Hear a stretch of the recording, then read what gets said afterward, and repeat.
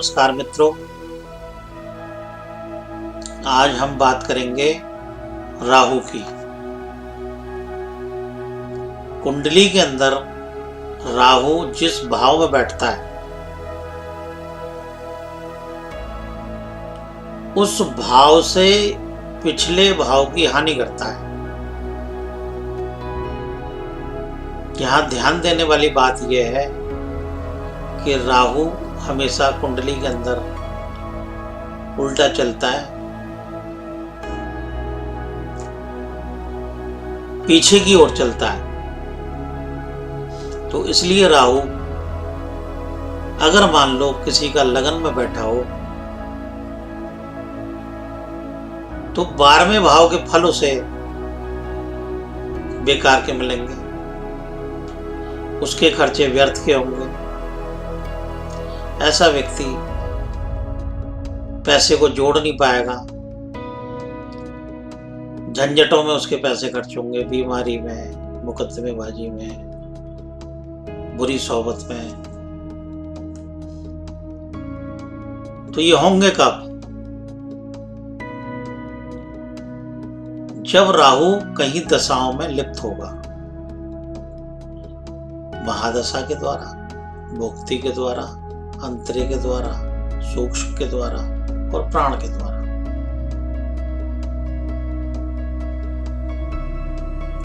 तब उसके अंतरे दशाओं में या गोचर में पहले भाव में होंगे तो ऐसे व्यक्ति के व्यर्थ के खर्चे होंगे। चाचा चाची होंगे नहीं, होंगे तो उनसे बनेगी नहीं। इसी तरीके से यदि राहु दूसरे भाव में हो तो लग्न का नुकसान होगा।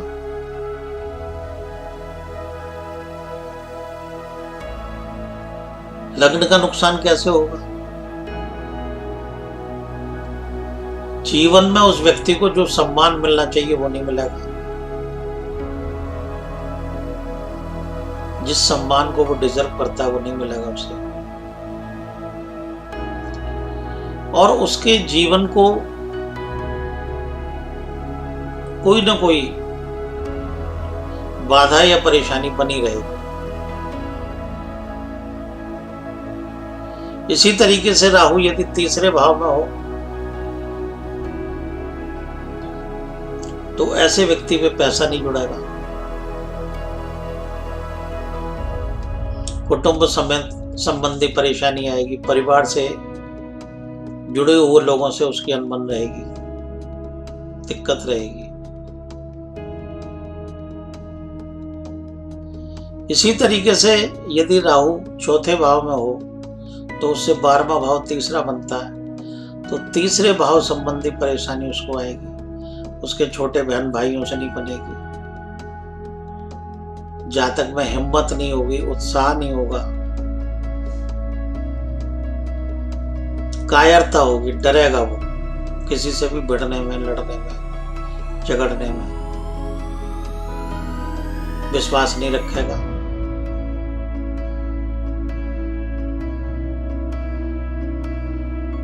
कायरता रहेगी, जिम्मेदारी से दूर भागेगा। इसी तरीके से राहु यदि 5वें भाव में हो तो चौथे भाव संबंधी उसको फल खराब मिलेंगे। चौथे भाव माता का स्वास्थ्य नरम रहेगा, गाड़ी या वाहन इसमें कोई ना कोई परेशानी बनी रहेगी, मकान संबंधी परेशानी बनी रहेगी, बार बार ही मकान बदलने पड़ेंगे। अगर अपना मकान होगा तो उसमें भी कहीं सीलन आ रही है, कहीं दीमक लग रही है, कहीं कोई परेशानी हो रही है, तो इस टाइप की परेशानी चलती रहेगी। अगर कुंडली के अंदर छठे घर में राहु हो तो संतान संबंधी परेशानी रहेगी, शिक्षा में रुकावटें रहेंगी,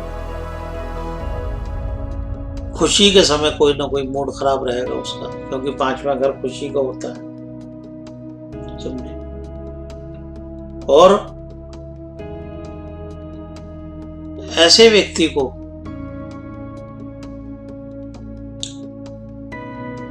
खुशी का समय कोई ना कोई झगड़ा जरूर होगा, कोई ना कोई बाधा जरूर होगी, कोई ना कोई रुकावट जरूर होगी।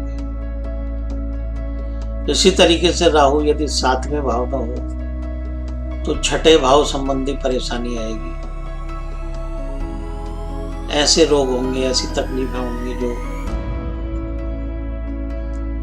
डॉक्टरों की पकड़ में ना आए।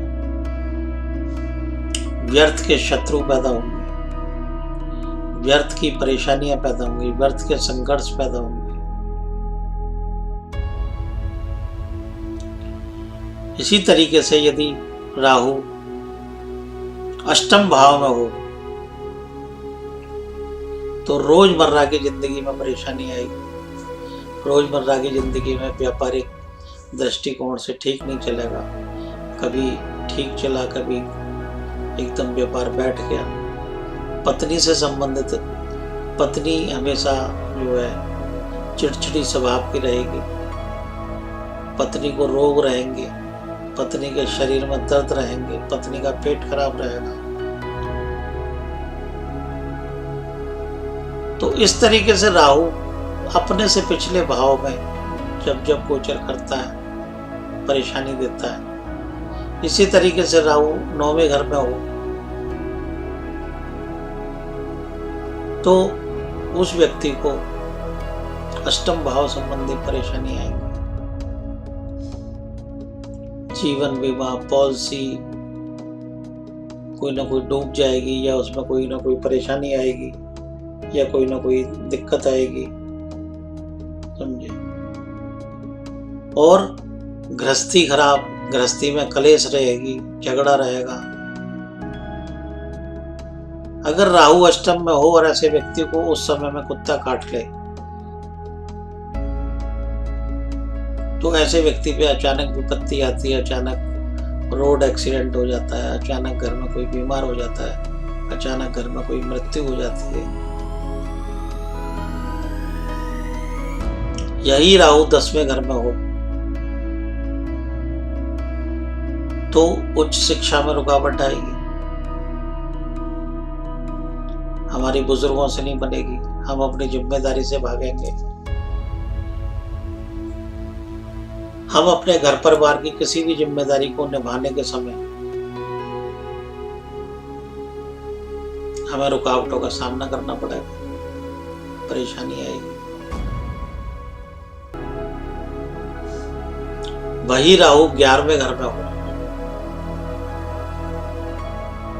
तो ऐसे व्यक्ति को जो जीवन में पहली नौकरी करता है उसमें बड़ी परेशानियां झेलनी पड़ती है।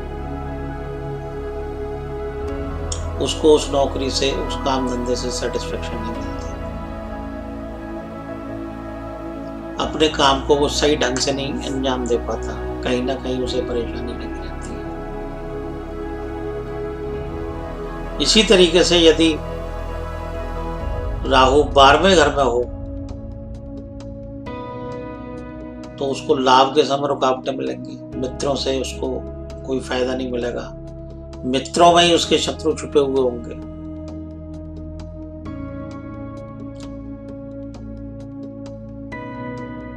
और ऐसा व्यक्ति अपने फायदे के समय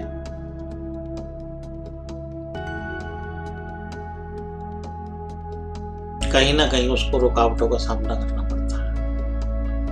वो मेहनत करता है 1 रुपए की, उसको मिलता है 40 पैसे 60 पैसे स्टार्टिंग में, जब वो अपने करियर की शुरुआत करता है तो उसे भारी परेशानियों का सामना करना पड़ता है। तो मित्रों, ये राहु का प्रभाव कुंडली पे कैसे पड़ता है ये मैंने आपको बताया। अब राहु के बारे में मैं एक बात और बताना चाहता हूं कि जिस व्यक्ति का कुंडली के अंदर राहु खराब होगा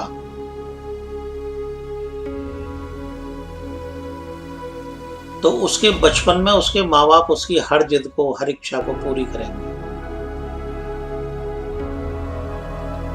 और 18-20 साल की उम्र तक आते आते उस बच्चे को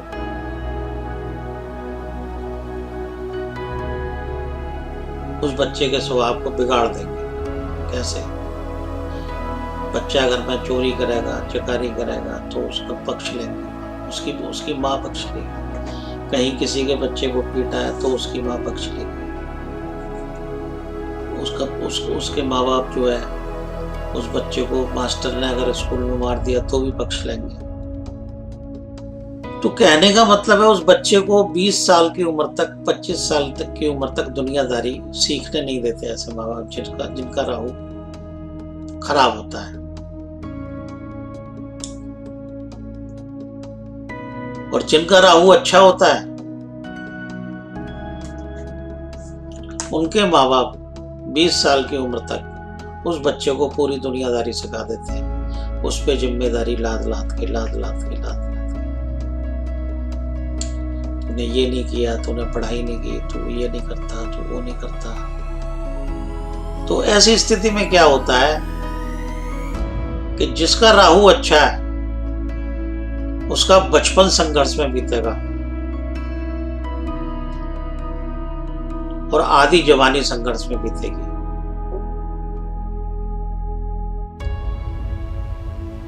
तो 30-32 साल, 35 साल तक की उम्र तक ऐसा व्यक्ति दुनियादारी सीख लेता है और फिर अपने काम में अच्छा अंजाम देके चतुराई से, क्योंकि राहु एक इतना चतुर ग्रह है कि जो देवताओं के बीच में बैठ के अमृत को पी गया,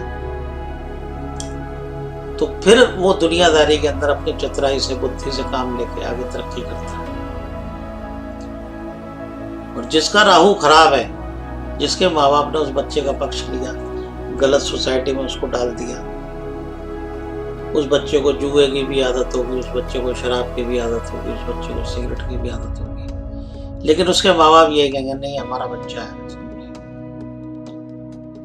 तो वो बच्चा दुनियादारी नहीं सीख पाता। और जब वो बच्चा दुनियादारी नहीं सीख पाता तो आगे वो तरक्की भी नहीं कर पाता। आगे उसको अपने काम धंधे को चलाने की, अपनी जिम्मेदारी को निभाने की, दुनियादारी की उतनी उसको समझ नहीं होती। तो ये राहु का लोम विलोम चलने का एक तरीका है।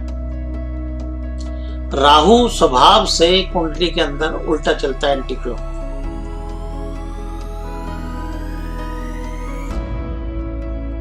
तो जब वो एंटी क्लॉक चलता है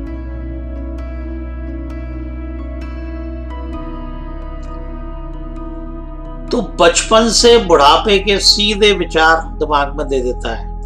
किसी का राहु अच्छा होगा तो उस बच्चे में बचपन से ही मैच्योरिटी होगी, वो बच्चा बचपन से ही अच्छा सोचेगा। और जिसका राहु खराब होगा वो बचपन से ही उपद्रवी होगा, शरारती होगा, दुष्ट होगा। तो ऐसी स्थिति में वो दुनियादारी को नहीं सीख पाएगा। तो ऐसी स्थिति में यदि किसी के पास तो कुंडली है, वो तो किसी विद्वान से, पंडित से दिखा के राहु का उपाय पूछ लेगा।